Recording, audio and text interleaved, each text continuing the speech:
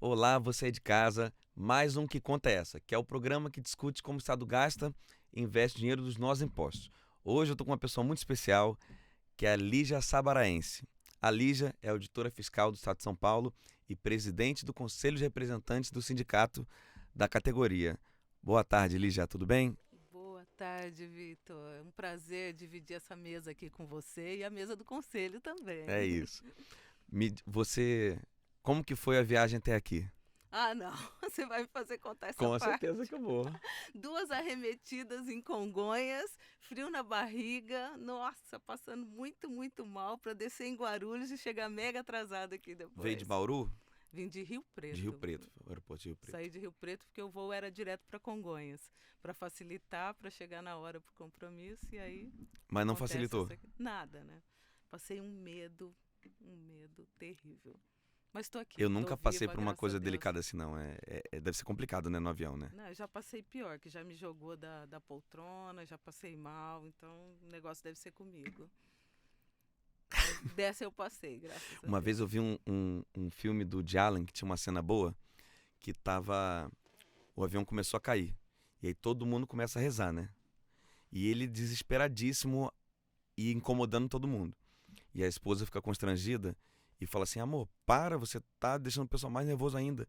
E ele falou assim: eu sou o único ateu, eu tô com medo de verdade aqui, ninguém vai me salvar, né? Eu sou ateu. É isso aí, eu rezei bastante. Imagino, São Paulo é a única cidade que alaga até um viaduto.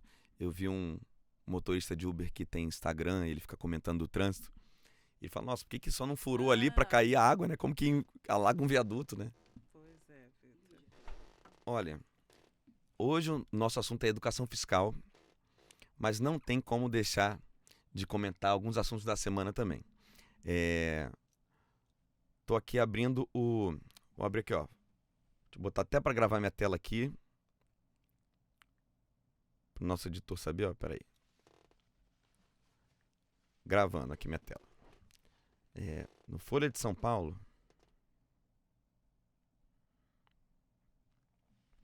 Ó, aqui na seção de economia, a gente tem a seguinte notícia. Tava aqui em economia, peraí. Ó, beleza. Uma entrevista do, do presidente da Unafisco Nacional. E aí, só ler a manchete, vamos conversar um pouquinho. Por que estabilidade no serviço público foi fundamental para o caso das joias? Nossa, Vamos falar da perfeito, estabilidade, né? Vamos falar de estabilidade. perfeito. Mais da estabilidade do que os casos em si. Muita gente, às vezes, fala. A gente sempre vê, né? Quando tem qualquer discussão orçamentária, aí daqui a pouco vem reforma administrativa na pauta, e aí daqui a pouco vem estabilidade. Como se estabilidade custasse uma coisa, né? Uma coisa que não é financeira, né? Mas aí geralmente chama de, sei lá, privilégio do servidor. Aí eu Exatamente. tento escanear essa frase. Privilégio, na minha leitura, é uma prerrogativa injustificada. Eu acho que privilégio é isso, né? Se for uma Exatamente. prerrogativa justificada, se chama de prerrogativa. E, e esse caso deixou claro, né, o funcionamento da burocracia do Estado, a impessoalidade. Para quem está em casa, né, com a gente, é, um concurso público existe para um prefeito, um governador, um presidente não contratar só os amigos, e a estabilidade existe para não demitir quem não quis ser amigo dele, né? É isso. Exatamente. Vitor, nesse episódio eu fiquei assim extremamente contente, feliz e realizada com o trabalho da Receita Federal. Era o que qualquer um da sociedade esperasse que fosse feito. Eu vou falar um pouco aqui hoje sobre tributos, sobre educação fiscal. E lá na definição de tributos está lá que ele é cobrado mediante atividade administrativa plenamente vinculada. O que quer dizer isso? Quer dizer que a atividade administrativa ela não pode ser discricionária. O servidor ele não escolhe o que ele vai fazer ou deixar de fazer. Ele faz ou deixa de fazer aquilo que está na lei, independente da pessoa que está do outro lado do balcão. E foi isso que a gente viu. A gente viu um agente público agindo como Estado, cumprindo a lei e não agindo como governo. Porque não importa quem está lá, não importa quem pega o telefone, ó, o secretário da Fazenda quer falar com você, o ministro tal quer falar com você. Não, eu não falo ao telefone, eu não falo ao telefone, eu não falo ao telefone para você, eu não falo ao telefone para ele, eu não falo ao telefone para qualquer um da sociedade, porque eu estou aqui para cumprir a lei. E esse é o papel do servidor público. Então, você retira a estabilidade de um servidor público e esse servidor ele vai ser, de certa forma, coagido a servir o governo de plantão. Aquele servidor que estava lá estável, ciente do cumprimento das suas obrigações de acordo com a lei. Que interesse ele tem de ceder a um governo se a estabilidade dele está ali? Então, é o que você falou, não é privilégio, é uma prerrogativa da carreira. É uma carreira, a carreira do fisco, como várias outras, são carreiras típicas de Estado. Independente do governo de plantão, eu tenho que cumprir a lei que está em vigor. Então, se é carreira típica de Estado, tem que ser protegida, tem que ter proteção e não é privilégio, é o mínimo que se pode ter. A estabilidade não serve para proteger o servidor, serve para proteger a sociedade dos poderosos, né? Exatamente. Serve para proteger a sociedade, para que o cumprimento da lei se dê de forma isonômica para qualquer um da sociedade. Olha, eu vou te falar, nunca muito forte, mas que oportunidade de ter sentido orgulho de ser auditor fiscal, né? Essa foi... Não, demais. Eu acho que a gente tem que enaltecer, assim, ele não fez mais que a obrigação, o servidor público, mas ele cumpriu a sua obrigação, assim, de forma irretocável. Eu não falo com ninguém. O senhor tem, eu nem me lembro o nome do documento que ele queria, que ele pedia. O senhor tem o documental? Não tem, então tá, volta amanhã. Ah, mas eu tenho que resolver, já é dia 29/12, vai trocar de governo. Isso não é problema meu, eu não sei onde estão esses bens. Você não tem o documento para liberação, esses bens não serão liberados. Então, assim, parabéns aos funcionários da Receita Federal. E você vê que ele fez o papel dele, ele foi o livro Como Chegar ao Sim, que é um livro lá do manualzinho de negociação acadêmico, né? O pessoal de Harvard que estuda liderança e negociação, aí tem uma regra que é: seja amável com a pessoa e afável com o problema. Ele foi extremamente duro com o problema, mas você vê que ele foi muito assim... Cordial, ele foi educado, cordial, ele não foi prestativo. Ele não foi ostensivo naquela Não, coisa. não. Ele falou assim, né? Às vezes na correria de troca de governo, né? O pessoal, às vezes, atropela ou precisa para ontem. Eu sei que é urgência assim mesmo, né? Mas realmente só com um documento, nem tem a chave do depósito também. E aí o não fala ao telefone, que foi incrível. Exatamente. Estrito cumprimento da lei. É para isso que o servidor público está ali. Para proteger a sociedade nesse cumprimento da lei. Veja, isso não foge de educação fiscal, não. Olha só. A gente paga impostos, por exemplo, para pagar um trabalho de um auditor. E você viu ali um auditor trabalhando. Sim. Porque ele tem estabilidade para poder trabalhar enquanto auditor, né? Exatamente. A função do imposto é esse, né? É financiar os serviços de modo impessoal. Então, eu tenho trabalhado já com educação há um tempo dentro da Secretaria da Fazenda. Como começou? Começou em 2016. Não, começou um pouco antes. Tinha uma inscrição para fazer, eu não me lembro se era um mestrado, alguma especialização fora do país pela Secretaria da Fazenda. Eu acho que aqui pode ficar meio longe, ó. Deixa assim, Tá. né? Pode ser aqui. Então, teve começou um pouco antes, teve uma inscrição para fazer um mestrado, uma especialização fora do país, custeado pela Secretaria da Fazenda. E naquele momento eu me interessei por isso e resolvi escrever assim, fazer um pré-esboço de uma tese em educação fiscal, porque era um tema que eu ainda não tinha trabalhado, mas que sempre me chamou a atenção. Aí eu fiz esse pré-esboço, participei lá do concurso para conseguir essa vaga. No fim, não fui classificada, mas ninguém conseguiu a vaga também, porque naquele momento cortaram o programa. Foi assim, até bastante triste para um colega que tinha conseguido e acabou que não conseguiu realizar a especialização fora do país. Ali eu me encantei pela educação fiscal. E nesse momento, o Kleber Stefani era delegado em Bauru, onde eu trabalho, e ele sabia Kleber é o atual coordenador. O atual coordenador. E ele sabia. Cefis, né, hoje? Muda Isso, tanto a de sigla nome. é Cefis, é. Cefis. E ele sabia desse meu interesse pela educação fiscal e abriu uma vaga para representante da educação fiscal suplente na delegacia de Bauru. Aí ele me mandou uma mensagem e falou: e aí, Lígia, tá afim? Eu falei: meu Deus, será que eu tô afim de pegar essa? Será que eu tô afim? Pensei, aí eu falei: não, tá na hora de eu participar disso daí. E eu vou te falar, a primeira vez que eu tive contato com a educação fiscal, você acredita que eu tive um certo preconceito, como a maioria tem? Se você eu vou deixar de fiscalizar e vou começar a cuidar de educação fiscal. Se você botar educação... entendi. Esse prisma, né? Eu tinha preconceito com educação fiscal porque primeira vez que eu botei educação fiscal no Google, só aparece assim, logo tipo dolinho. É umas coisas muito... Não conecta. Na educação fiscal. Não conecta, sabe? É uma coisa que... Mas é por causa das crianças, né? A educação fiscal, ela é para abranger um público muito grande e começar desde pequenininho.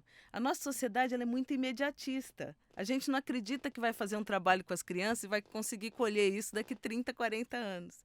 Então, talvez esse dolinho aí, que na verdade é o Jefinho, que é o mascote do grupo de educação fiscal do Estado de São Paulo, é para encantar outro público e não você. Mas eu entendo esse preconceito, porque a gente pensa, eu vou trabalhar com a fiscalização, um negócio um pouco mais elaborado, e agora eu vou trabalhar com educação, trabalhar com crianças, com adolescentes, será que eu quero isso? Mas na hora eu abracei, e depois de ter abraçado, eu acabei realmente me encantando pela educação fiscal. É Jefinho? Jefinho. Não tem o Jefinho aqui não. G... Com G, não é com J, não.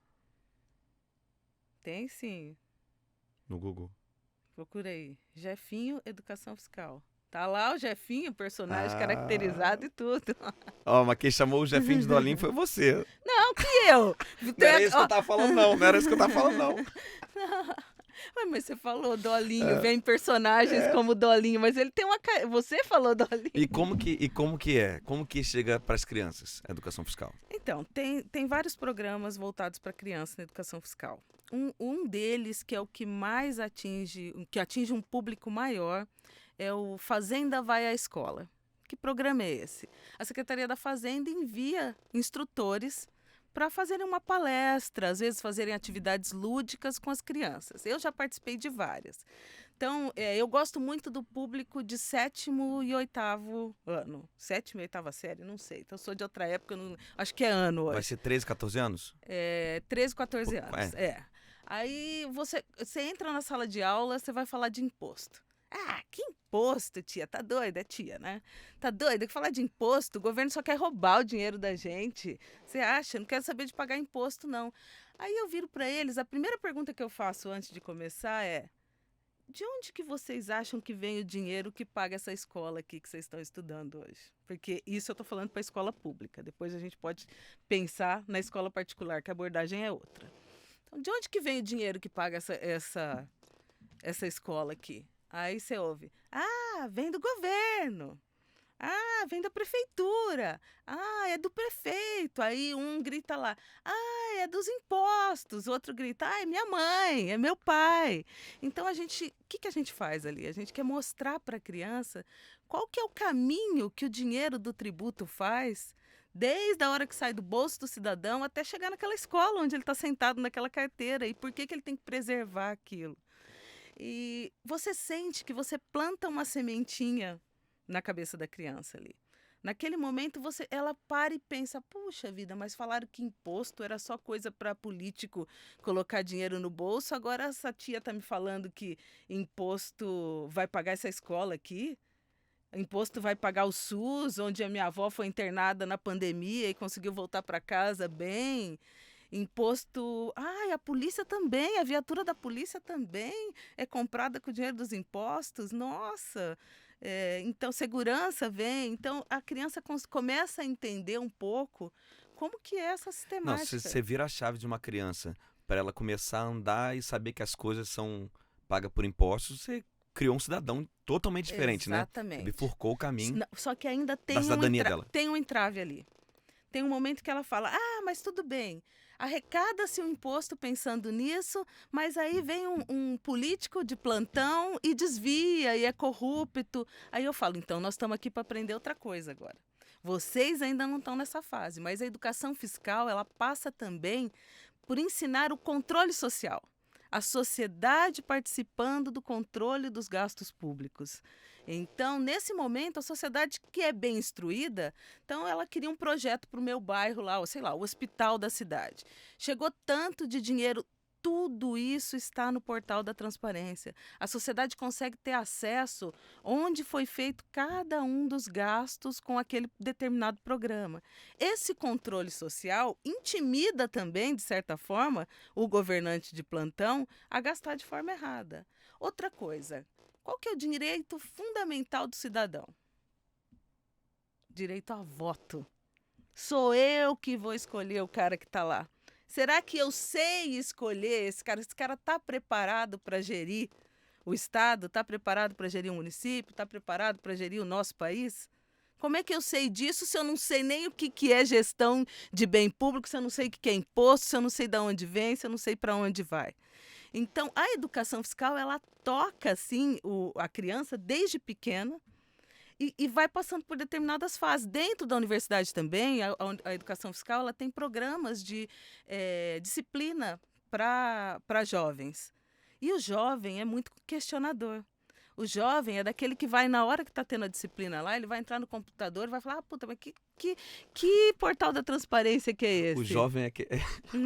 Eu quero ver. Eu tô nos 30 e pouco, né? Então, eu tô na recente transição e eu lembro que, sei lá, 5 anos atrás eu ia querer questionar. Exatamente. Hoje eu tô assim, tá.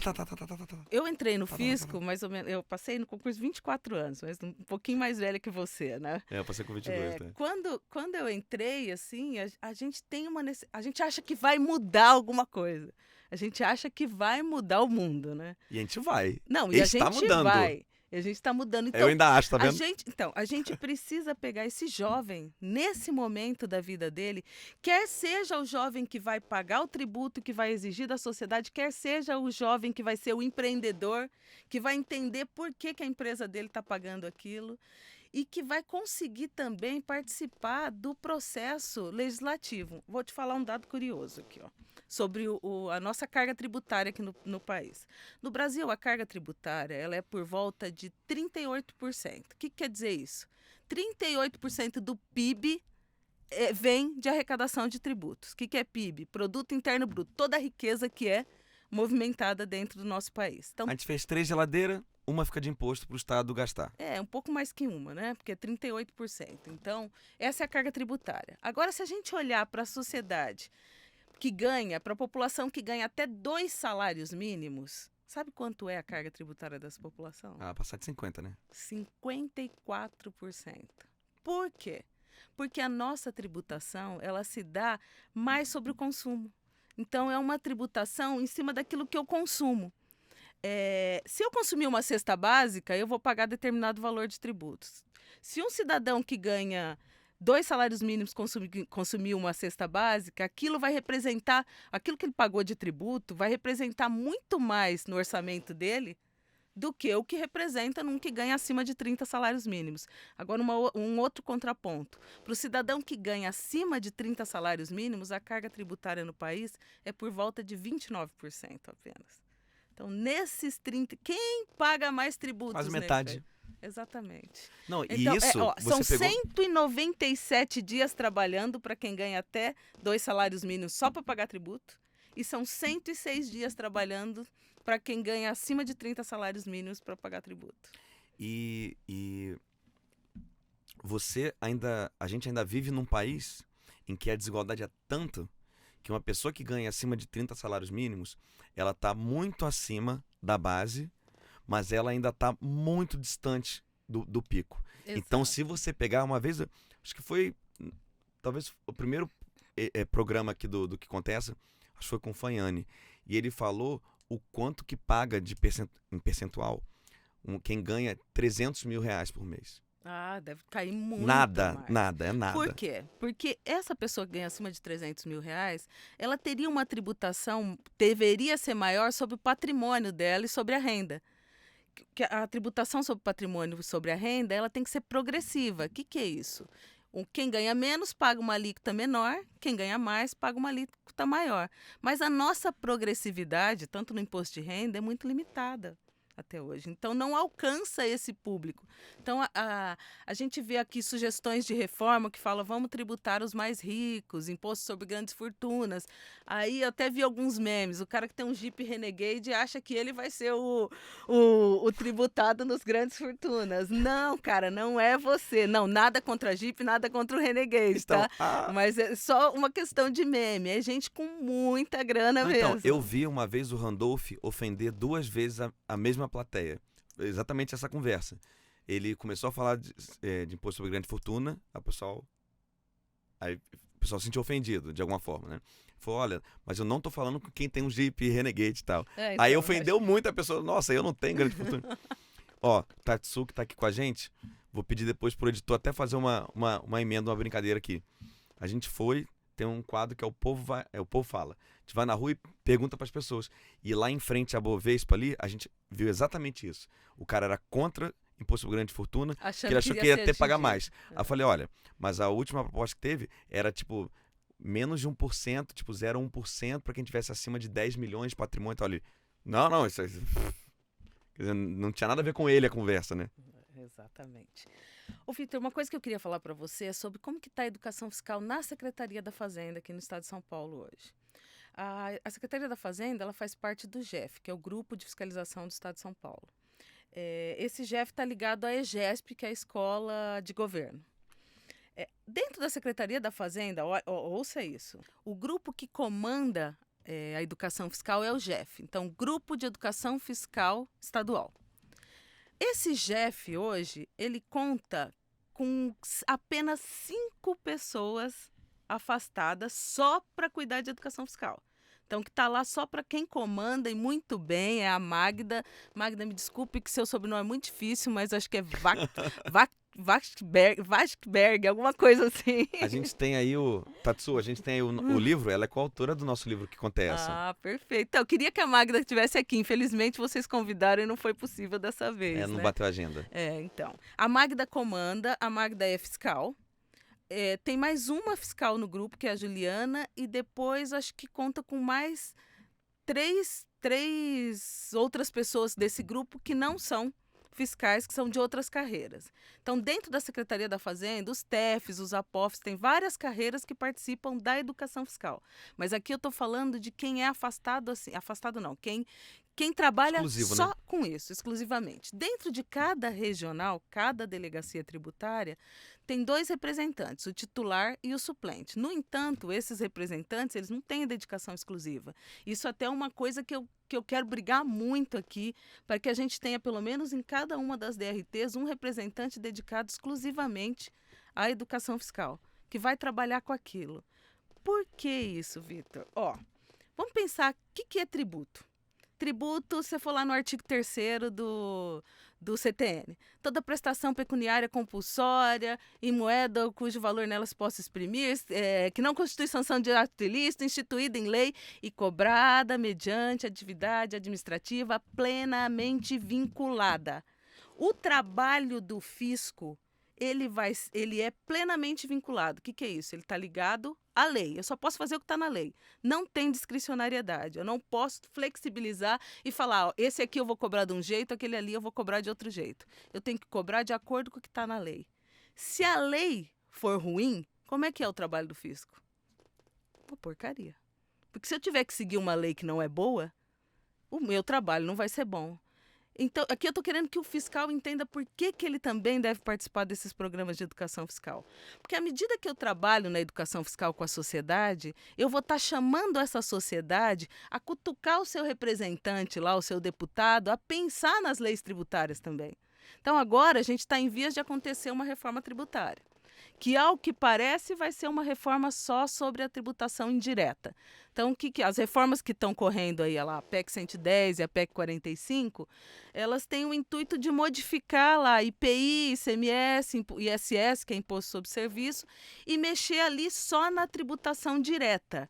indireta, que é a tributação sobre o consumo, que realmente é uma tributação que precisa ser modificada dentro do nosso país, primeiro por conta da guerra fiscal, porque cada estado tem uma legislação, a gente precisa de uma legislação única, e segundo, para tentar de alguma forma desonerar aqueles que recebem até 2 salários mínimos, por exemplo, e que pagam muito em cima do consumo. Mas essa reforma tributária que está ali ainda não é ideal, porque cadê a tributação sobre patrimônio progressiva? Então, o Brasil faz as coisas muito devagar. Por quê? Quando você vai mexer com tributo, você vai tirar a arrecadação de um, passar para o outro, vai tirar de um ente, por exemplo, um município pode ser que receba mais, outro menos, um estado mais e menos. O que eles estão tentando fazer agora? De uma forma que se garanta pelo menos a arrecadação que todos os entes tinham no início. E que faça a tributação de acordo com o destino da mercadoria, e não a origem onde a empresa está instalada. Então, num começo, eles estão tentando preservar tanto a carga tributária como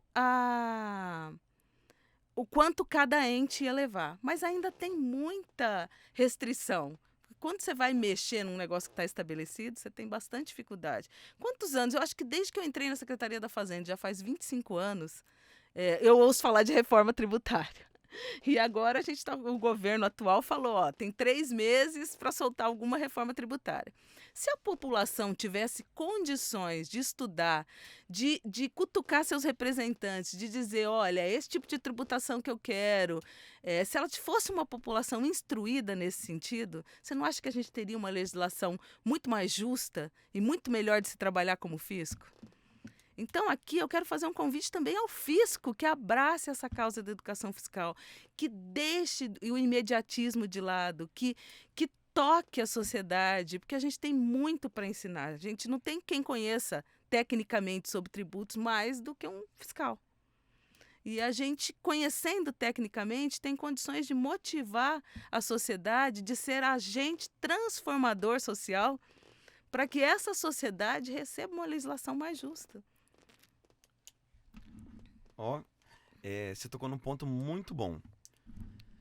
Se a gente tivesse mais educação, se a gente soubesse o caminho do dinheiro, a gente não ia deixar leis tão ineficientes, né? Exatamente. Leis tão injustas e ineficientes também. Porque a gente ia cobrar os nossos governantes. Sim. Uma parte da educação fiscal tem uma interseção muito grande entre educação fiscal e educação política, porque se por um lado, na educação política, eu quero entender o que o meu representante está fazendo, sob o ponto de vista da educação fiscal, eu quero saber o que o meu funcionário está fazendo, que é a mesma pessoa. Exatamente. Que é o político que a gente votou, né? Exatamente. E beleza, aí você me contou da experiência mais lúdica da infância e depois da universidade, como que é? Aí já é um público que mais questionador.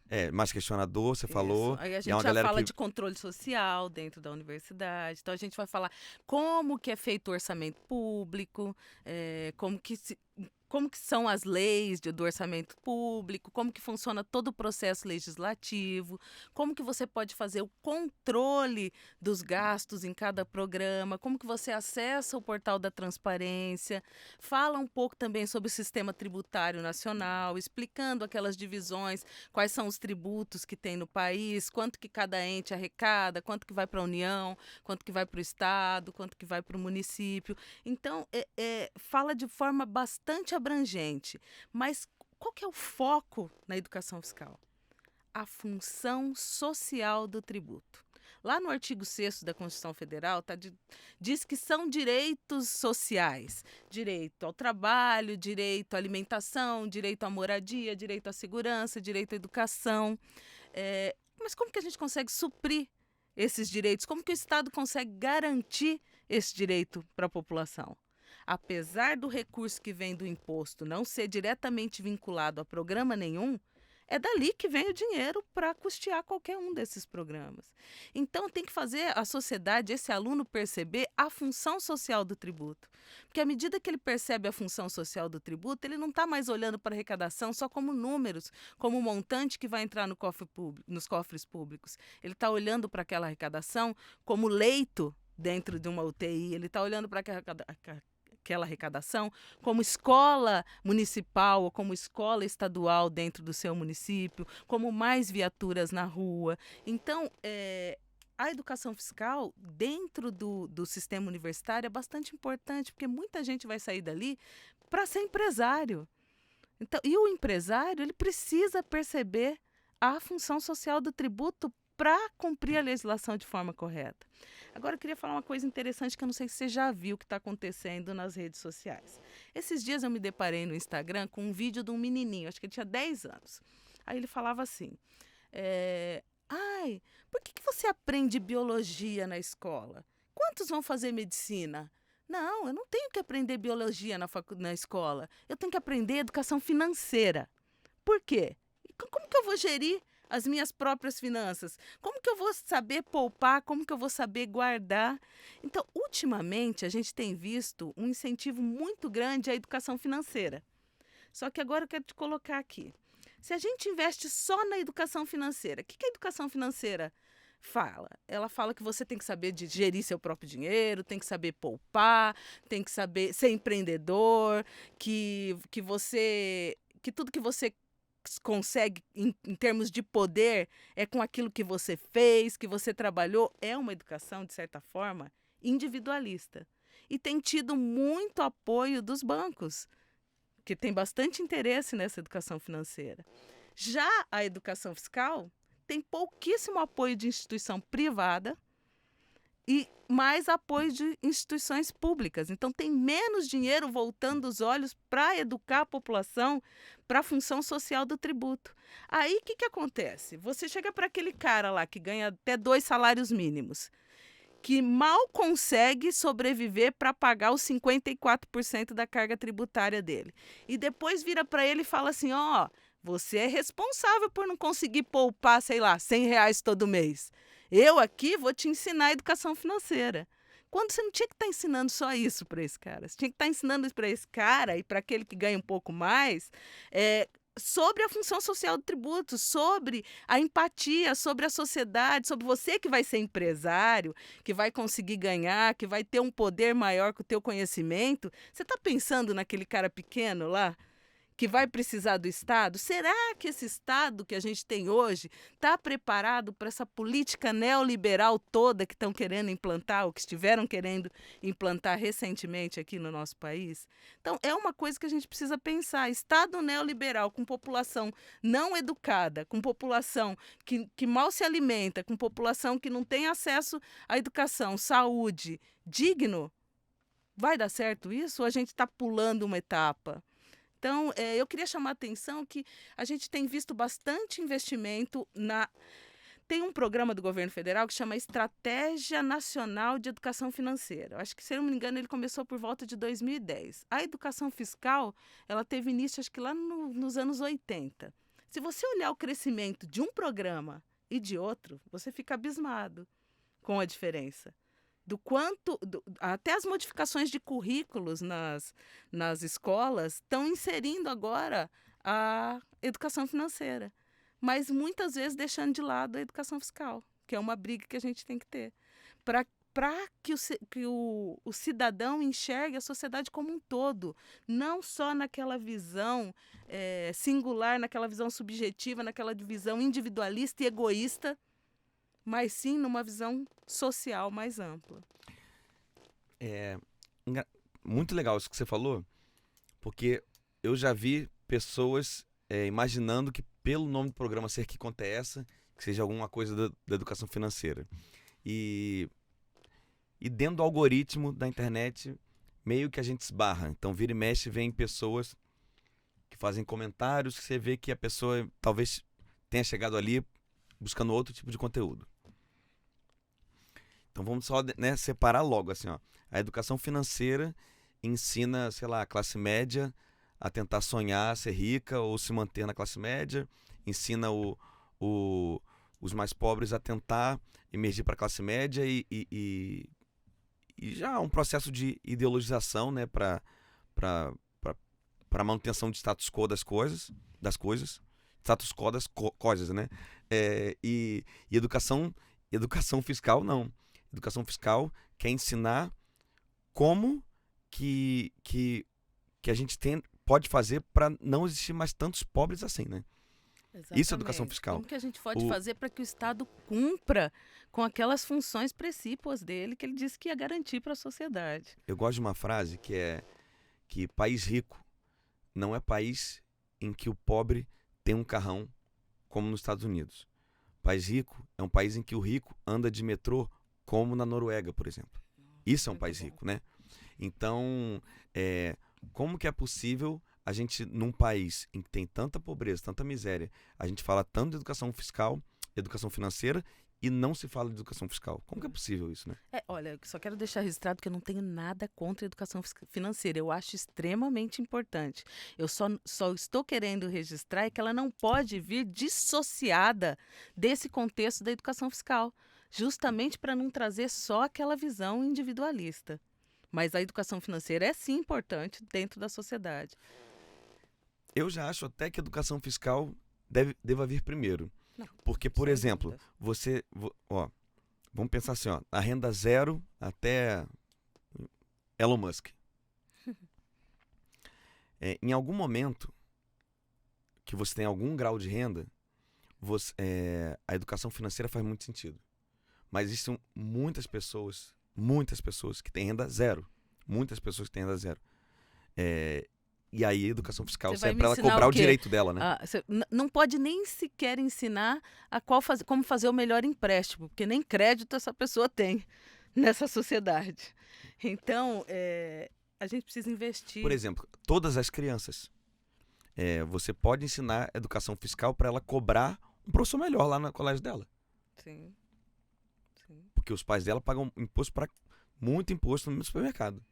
Eles nem entendiam que eram os próprios pais que estavam pagando aquela escola de forma indireta.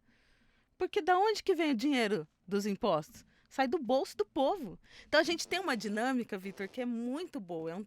É uma dinâmica, a gente coloca uns coletes, então um aluno vai ser o Estado, outro a educação, o outro vai ser o fiscal, o outro vai ser a saúde, o outro é uma loja, o outro é uma pessoa da classe A, outro da classe B, outro da classe C. Aí eu simulo lá, eles vendem uma caixinha de chocolate, eu vou lá e compro uma caixa de chocolate e recolho o tributo. Aí eu vou comprar uma lata de ervilha, que é a outra loja, e aí eu falo o seguinte, essa loja que vende ervilha aqui, ela não tira nota fiscal, essa loja aqui, ela não recolhe o dinheiro para os cofres públicos. A que vende a caixa de chocolate, de tudo que ela vende, ela tira nota fiscal. Então, depois, até mostra a loja indo até os cofres do Estado, entregando dinheirinho lá, porque a gente pega aqueles dinheirinhos falsos em papel, e aí depois o próprio Estado distribuindo esse dinheiro entre as áreas de segurança, saúde e educação. Você consegue trabalhar vários conceitos ali. Primeiro, sonegação. Quem fica com o dinheiro da sonegação? É a sociedade ou é o lojista lá, que cobrou talvez o mesmo preço do outro lá e embolsou esse dinheiro da sonegação? Segundo, trabalho do fiscal. Quando não recolheu aquele imposto lá, quem é que vai ajudar a lançar esse imposto aí e levar isso para os cofres públicos? Aí mostra o trabalho do fiscal. Aí depois mostra a loja recolhendo para o Estado. Aí o dinheiro está lá na mão do Estado. Aí eu falo para o Estado assim, faz o seu orçamento, aquela criança que é o Estado. Aí ele pega e coloca, dá R$20 para a educação, dá 30 para a segurança, dá 50 para a saúde e embolsa 100. Ali a gente consegue trabalhar também o conceito de corrupção. Assim, por que esse Estado embolsou? É alguma reserva que ele tem para alguma contingência futura? É lógico que não com essa linguagem. Lógico que não com essa linguagem, né? Ele está guardando para uma emergência, alguma coisa que vai acontecer, ou ele embolsou? E como que a gente sabe se ele vai fazer esse trabalho bem feito? Elegendo o cara certo. Mas para eleger o cara certo, eu preciso saber quem é esse cara. Então, dentro dessa dinâmica, a gente consegue trabalhar vários conceitos da educação fiscal e você percebe que a criança sai dali com uma luzinha falando, nossa, olha, se eu chutar essa carteira aqui, ou se eu bater o pé nessa porta aqui, aquele dinheiro que podia estar comprando um computador novo vai ter que ser aplicado aqui na compra de uma outra carteira. E esse dinheiro aqui veio do meu pai, que foi lá gastar no mercado. Olha, eu também pago escola. Você... Pô, que legal. Porque tudo, você vê, de novo, cai numa interseção entre educação fiscal e política, né? Porque no final vai de novo Sempre, no aspecto ético, sempre. né? Da gestão do coletivo, né? Porque sempre vai passar por governo. E governo é política.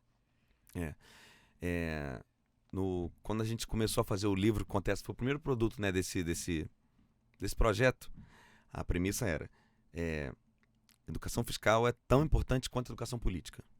Sim. E não há conteúdos de educação fiscal. Quer dizer, falta chegar conteúdos de educação fiscal para muita gente. Era isso. Então a gente tem que inundar a internet, os veículos de comunicação. Sim. Tem que inundar. Eu fui julgador do concurso de educação fiscal da FEBRAFIT. Você foi também? Não. Não? Eu soube do concurso, mas não. Eu fui o desse ano.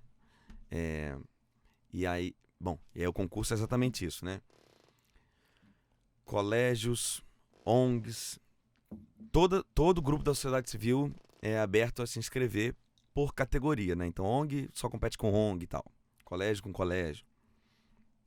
E eu não lembro qual colégio. Era um colégio. E aí, o projeto fazia muita coisa que falava de recurso e tal, mas tinha uma coisinha política ali, que era dividiu as crianças como se fosse... elas iam escolher as regras para elas mesmas enquanto alunas. Nem é mais ser o professor que ia mandar nelas. Elas mesmas. Então criou um parlamentozinho ali delas. Uma coisa meio grega mesmo, assim, democracia direta ali delas. E aí logo, como esperado, uma das primeiras coisas que surgiu de discussão era se não dava para reduzir o tempo, dava para aumentar o tempo de recreio. Aumentar o tempo de recreio para 2, 3 horas e tal, sei lá. E aí, tá bom, se quisermos fazer isso, podemos. Quais são os nossos limites, nossos parâmetros? A gente está fundamentado em quê? Existe uma lei que diz que tem que ter tanto tempo de aula. Então, se quiser mais 2 horas de recreio, vai ter que sair 2 horas depois.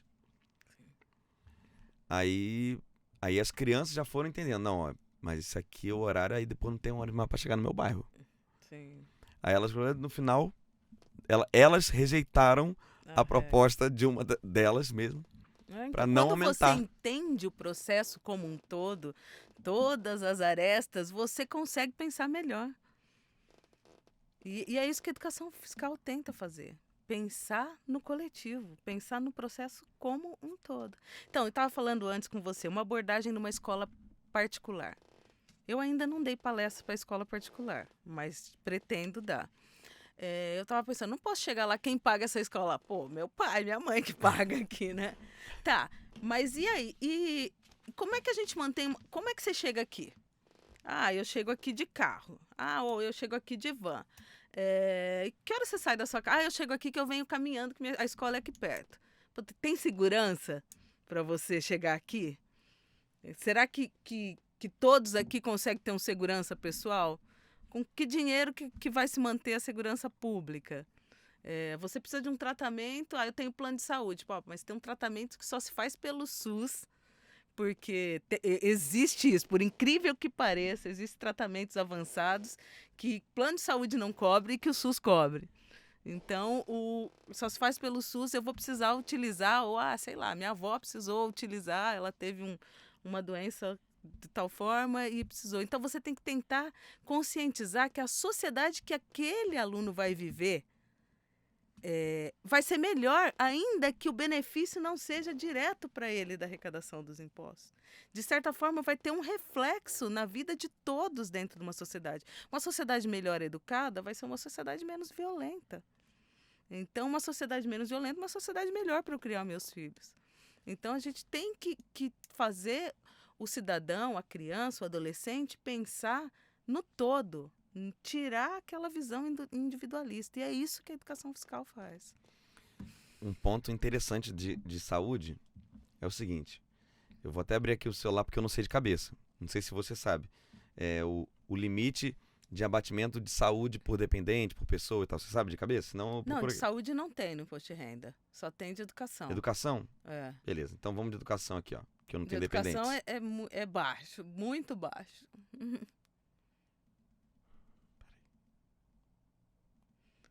Ah, mas você quer uma coisa curiosa? Vacina não dá para bater no imposto de renda.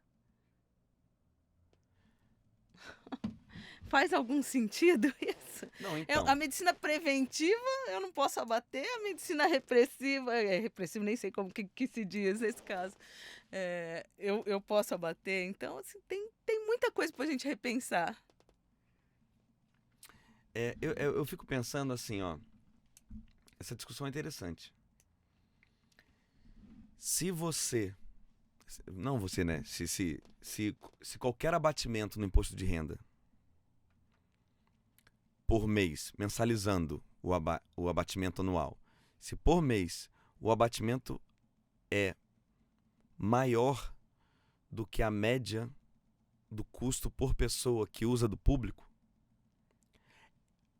existir abatimento ajuda demais a classe média, mas é mais um ponto de regressividade do sistema fiscal como um todo. Sim, sem dúvida.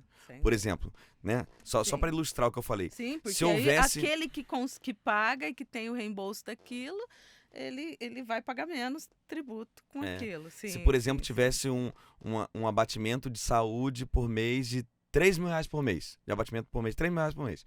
Se um custo unitário de quem usa o sistema público de saúde não custasse 3 mil, custasse menos, seria mais injusto ainda, né? No final, o pobre que está pagando de novo o particular da classe média. E tudo isso tem que ser repensado numa reforma tributária.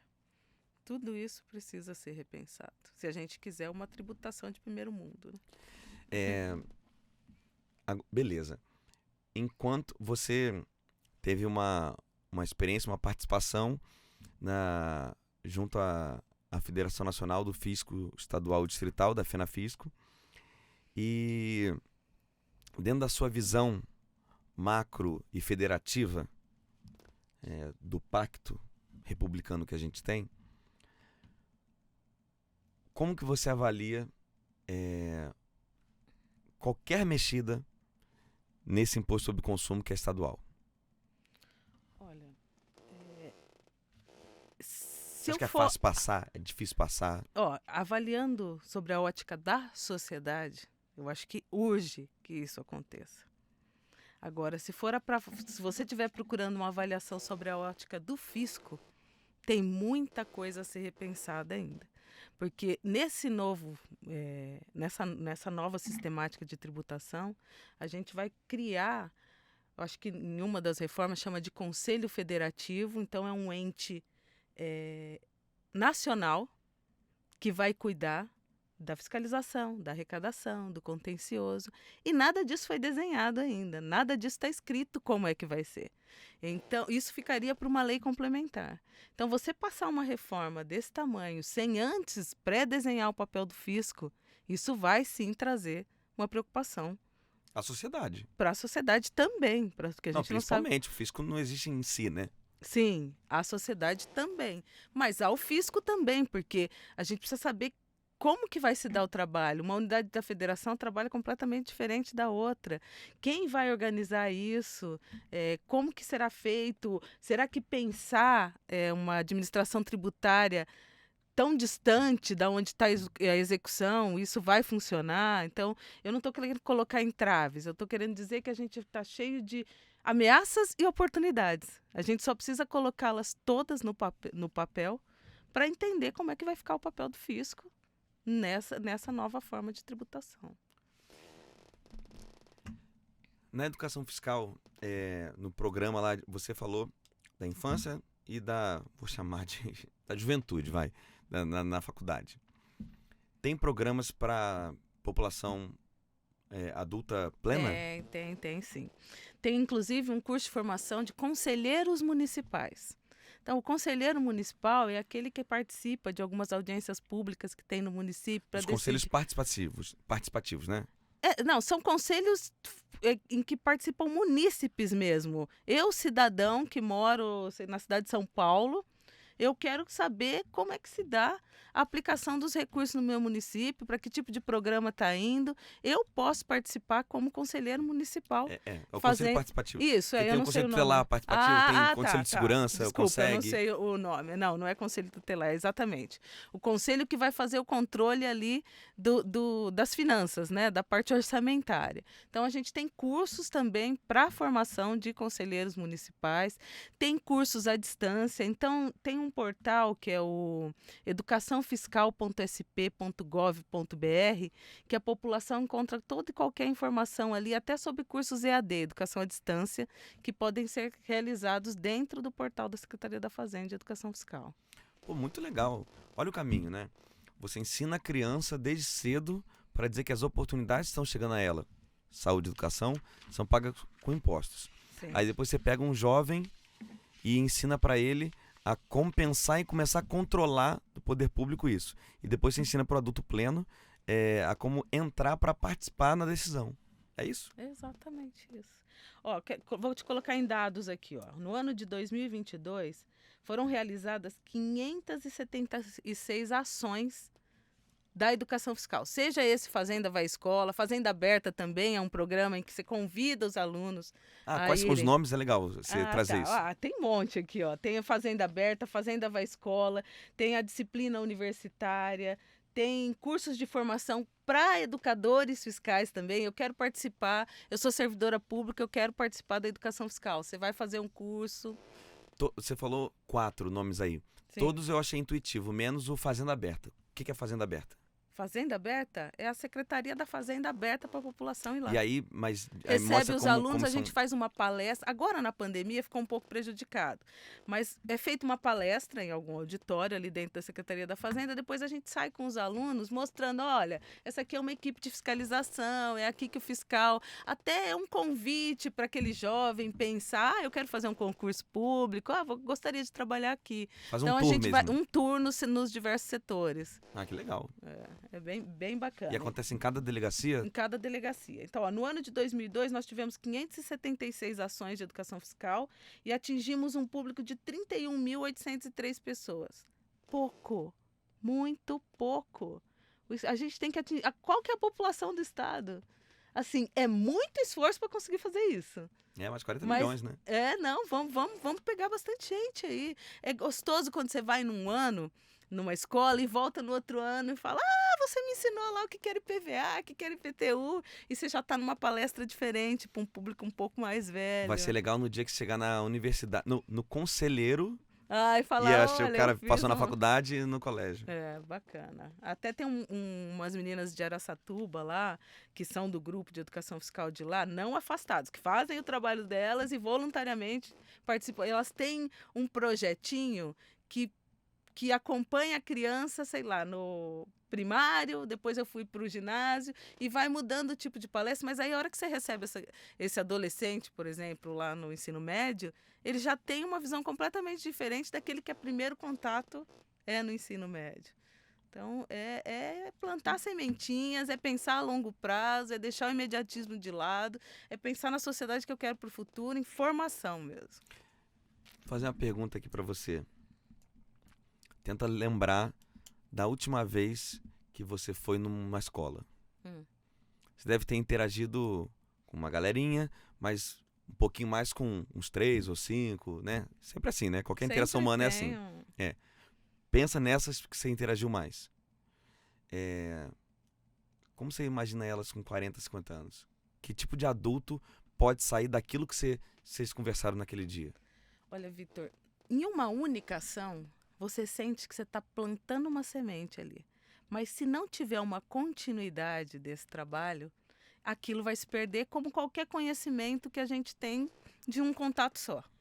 Agora, se eu conseguir Se a educação fiscal conseguir colocar uma disciplina, por exemplo, lá do 6º ao 9º ano, como a gente tinha o SPB antigamente, você não é dessa época aí, organização social, nem lembro como que era o SPB, tinha uma outra educação moral e cívica. Tiver uma educação fiscal como disciplina, isso sim vai fazer com que a gente repense um pouco o futuro da sociedade, com que esse jovem chegue na faculdade com outra mentalidade, com uma mentalidade menos individualista. E o que mais você tem aí pra gente? Eu acho que a gente já passou por diversas... Eu acho que eu já falei um pouco de tudo, Vitor. Eu acho que Então legal. por um recado de hoje, eu acho que a gente Não, eu perguntei porque eu já tô falou. vendo umas olhadas ali pra gente já terminar com o horário. Então beleza. Se a gente pegar o orçamento público, a gente vê que assim, tem muitos vazamentos. Muitos vazamentos. Vou pegar aqui 2 sensos comuns. São verdades. A gente paga muito imposto. Sim. A gente que eu digo, assim, é a gente. A gente tá aqui embaixo. A gente paga muito imposto. E uma outra coisa que todo mundo percebe também é que falta serviços públicos. De qualidade, tantos quantos precisam. Falta. Então a gente tem um gargalo ali. A gente ouve, às vezes, discursos políticos de que a máquina é inchada e tal, não sei o quê. Mas se você for olhar na prestação, não falta dinheiro na saúde. Ninguém é louco de dizer isso, que sobra dinheiro na saúde. Ninguém é louco de dizer que sobra na educação. Nem que sobra na segurança, nem que sobra em nada. Então, a gente vê que assim, um grande gargalo são os juros, a política monetária, a dívida pública. Então, a gente tem gargalos quase que de entendimento tecnocrata, que não chegam na população. Eu fico imaginando o que poderia ser da próxima geração se a gente conseguisse formar bem as crianças para isso. Se tivesse uma consciência da tributação dentro do país. Não, muito melhor, né, Vitor? Mesmo porque eles não permitiriam que a gente tivesse uma legislação tão atrasada assim. Uma legislação que tribute mais.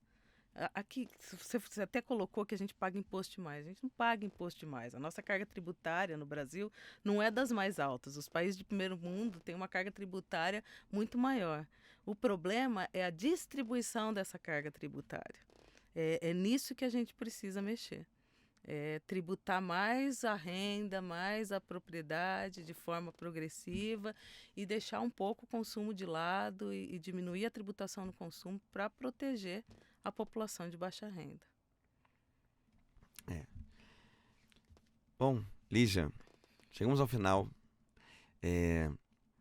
Eu vou me despedir aqui de você e deixar a oportunidade final para você fazer uma consideração final e tal. E já nesse ensejo, eu vou pedir para você, na sua consideração, já dizer em que tipo de site, de link, onde que quem gostou de tudo isso que a gente conversou, como que faz para achar a educação fiscal para participar. Ou seja, sei lá, para chamar para a escola, vamos supor que um diretor de escola, uma diretora de escola viu isso aqui agora, como que ela faz para chamar? Ou então uma pessoa que queira ser conselheiro municipal, como que ela faz para ter essa aula que você disse que é disponibilizada? Então, por favor, sua consideração final aqui ao nosso programa. Obrigado pela presença. Primeiro, eu queria dizer que foi um prazer estar aqui com você, como é sempre um prazer estar com você, Vitor. A conversa foi muito boa. Eu espero que atinja o público que a gente imagina, o público interessado em mudar essa sociedade. E no próprio portal da Educação Fiscal, que é o educaçãofiscal.sp.gov.br, qualquer cidadão consegue informações até sobre cursos EAD que façam de ensino à distância. Em cada uma das unidades das delegacias tributárias tem um representante da educação fiscal. Eu não sei como seria o agendamento de uma diretora de ensino com esse, mas esse representante também vive indo até a diretoria de ensino, a Secretaria de Educação, procurando por essas pessoas. Então, esse contato, se um professor, por exemplo, tem interesse nessa disciplina, procura a Secretaria da Educação a diretoria de ensino a qual ele está vinculado, porque essa diretoria de ensino ela tem contato com os grupos de educação fiscal. E eu quero fazer um convite aqui agora para você, auditor fiscal, para participar mais ativamente, para você, funcionário público da Secretaria da Fazenda, de outros cargos, a POF, TEF, para participarem, porque é extremamente importante a nossa participação, porque ninguém tem esse domínio técnico que a gente tem sobre o sistema tributário nacional, sobre os tributos que a gente cobra. Então, se a gente puder passar um pouquinho disso adiante, a gente vai contribuir para uma sociedade muito melhor. Vitor, brigadão, adorei nosso bate-papo. Lígia, obrigado demais, ó, toca aqui, ó. Ah, é? Valeu e obrigado por ter ficado até aqui e até o próximo. Valeu.